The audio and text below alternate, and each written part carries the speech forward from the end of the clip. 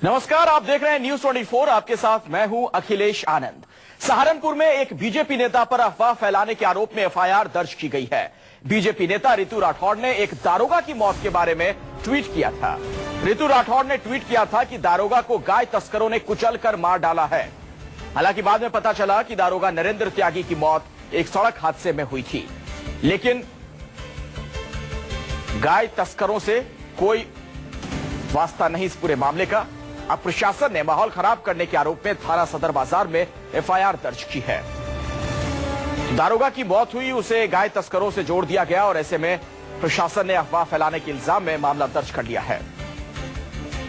आपको बता दें कि दारोगा इस इलाके के नरेंद्र त्यागी की मौत हो गई थी सड़क हादसे में,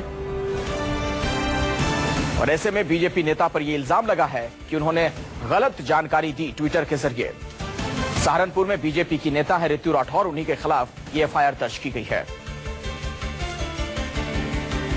बीजेपी की नेता रितु राठौड़ ने दारोगा की मौत पर ट्वीट किया था। ट्विटर के जरिए उन्होंने जो जानकारी दी, प्रशासन का कहना कि वो गलत जानकारी है और ऐसी जानकारी दी गई जिससे माहौल खराब हो सकता है। तो अफवाह फैलाने के इल्जाम में रितु राठौड़ के खिलाफ एफआईआर दर्ज की गई है। भड़काऊ ट्वीट पर बीजेपी की नेता जो हैं उनकी मुश्किलें बढ़ती हुई नजर आ रही हैं। यह सहारनपुर का मामला है। एक बार फिर से आपको बता दें कि यहां पर तैनात दारोगा की मौत हो गई थी सड़क हादसे में। इसे गाय तस्करों से जोड़ दिया बीजेपी की इस नेता ने, इस तरह के आरोप लग रहे हैं। ट्वीट कर उन्होंने लिखा था कि दारोगा को गाय तस्करों ने कुचला है। प्रशासनिक अधिकारियों का कहना कि दरअसल यह सड़क हादसे का मामला है, ना कि गाय तस्करों से इसका कोई भी वास्ता, और ऐसे में उनके खिलाफ एफआईआर दर्ज की गई है रितु राठौड़ के खिलाफ।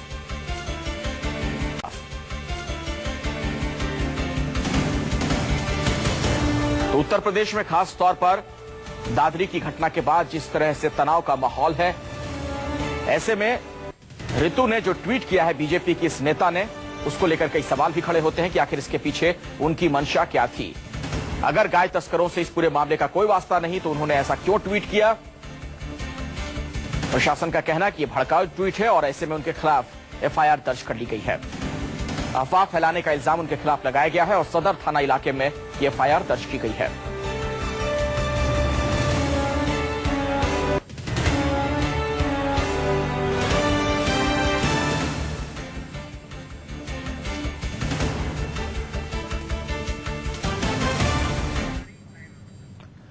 और इस वक्त हमारे साथ अशोक तिवारी न्यूज 24 संवाददाता जुड़ गए हैं और ज्यादा जानकारी के साथ। अशोक, क्या जानकारी और मिल पा रही है? ये कौन है बीजेपी की नेता रितु राठौड़? देखिए, प्राथमिक तौर पर सहारनपुर की पुलिस की तरफ से कहा जा रहा है कि ये बीजेपी की एक वर्कर है, दिल्ली की रहने वाली हैं, और सोशल साइट्स पर जो अफवाह फैलाई थी उसको लेकर इनके खिलाफ मामला दर्ज कर लिया गया है। लेकिन सबसे बड़ा सवाल यही है कि लगातार जिस तरह से दादरी घटना को तूल पकड़ाने की कोशिश की जा रही है, अभी जो सहारनपुर के एक समाजवादी पार्टी की नेता उनकी तरफ से एक विवादित बयान दिया गया साध्वी प्राची को लेकर। रितु नाम की जो महिला है, इनको लेकर एफआईआर दर्ज की गई है। खुद कैबिनेट मंत्री आजम खान की तरफ से प्रेस कॉन्फ्रेंस की गई है कि दादरी में एक बड़ी सुनियोजित घटना करने की कोशिश की गई थी, एक जाति विशेष को नुकसान पहुंचाने की कोशिश की गई थी। तो उत्तर प्रदेश में लगातार दादरी घटना को लेकर जिस तरह की सियासत देखने को मिल रही है, ये काफी हैरान करने वाली है और इसको इस लिहाज से बेहद अहम माना जा रहा है क्योंकि अब उत्तर प्रदेश में पंचायत चुनाव की तारीखों का ऐलान हो चुका है और 9 तारीख को पंचायत चुनाव के पहले चरण की वोटिंग भी होनी है।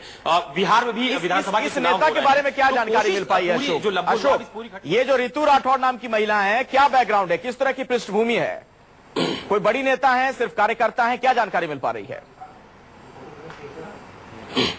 देखिए, जो सहारनपुर की पुलिस है उनका फिलहाल यही कहना है कि ये बीजेपी की कोई हाई प्रोफाइल या बड़ी नेता नहीं है, ये सामान्य कार्यकर्ता है, बीजेपी की वर्कर है और इसी आधार पर उनके खिलाफ मुकदमा भी दर्ज किया गया है, उनके खिलाफ कड़ी कार्रवाई भी की जाएगी। तो रितु के फिलहाल जो रितु के खिलाफ जो जानकारी मिली है रितु को लेकर, वो इतनी ही जानकारी है कि वो बीजेपी से ताल्लुक रखती है, बीजेपी से उनका संबंध है। और दोबारा मैं लौटता हूं अशोक आपके पास, हमारे साथ बने रहिएगा। दरअसल ये जो बेतुके बयान दिए जा रहे हैं, जो इस तरह से अफवाह फैलाने की कोशिश की जा रही है, इसी कड़ी में यह खबर भी है जो हम आपको बताने जा रहे हैं। समाजवादी पार्टी के नेता और देवबंद पालिका अध्यक्ष माविया अली ने भी अब एक कुछ ऐसा ही बेतुका बयान, विवादित बयान दिया है। माविया अली ने कहा कि जो लोग बीफ बैन का विरोध कर रहे हैं, अखलाकी हत्या को जायज ठहरा रहे हैं, उनका भी कत्ल कर देना चाहिए। माविया अली के मुताबिक दादरी में साजिश के तहत कुछ हिंदू नेताओं ने हत्या करवाई। माविया अली ने कहा कि साध्वी प्राची और साक्षी महाराज जैसे नेताओं को तो फांसी पर चढ़ा देना चाहिए। हाँ, अगर गौ हत्या करना इतना पाप है और प्रदेश और जो केंद्र सरकार है उसके मंत्री उसका बचाव में इतना उतर रहे हैं और वो कह रहे हैं कि बिल्कुल भी किसी कीमत पे हम गौ हत्या नहीं होने देंगे, तो हिंदुस्तान के अंदर ही तो करल भी है।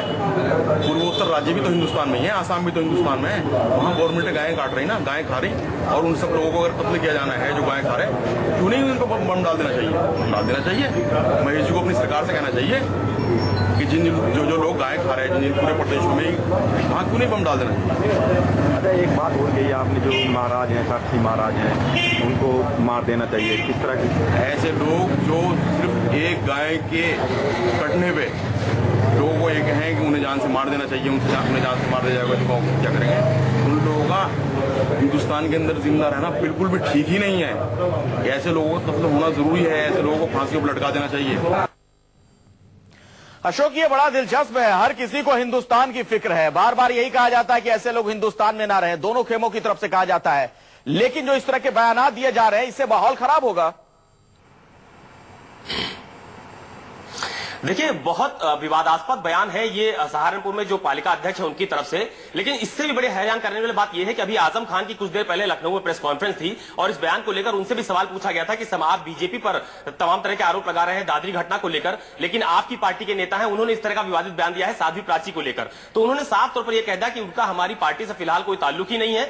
2 साल पहले माविया अली को पार्टी से निकाला जा चुका है, तो यह उनका बयान हो सकता है। तो कुल मिलाकर यह कहा जा सकता है कि दादरी की जो घटना है उस पर हर आदमी पॉलिटिकल माइलेज लेने की कोशिश कर रहा है, चाहे बीजेपी के नेता हो, चाहे समाजवादी पार्टी के नेता हो, और इस पूरे मामले को तूल पकड़ाने की कोशिश की जा रही है। मैं बार बार इस बात को दोहरा रहा हूं कि उत्तर प्रदेश में पंचायत चुनाव की तारीखों का ऐलान हो चुका है। अगले साल यानी 2017 में यहां पर विधानसभा के चुनाव होने हैं, उसको लेकर अभी से कवायद शुरू की गई है। बिहार के इलेक्शंस हो रहे हैं, वहां पर भी तमाम तरह की बयानबाजी देखने को मिल रही है। तो सभी राजनीतिक दल दादरी घटना पर खासतौर पर अपनी राजनीतिक रोटियां सेकना चाहते हैं। चलिए, बहुत शुक्रिया अशोक इस जानकारी के लिए आपका। अगली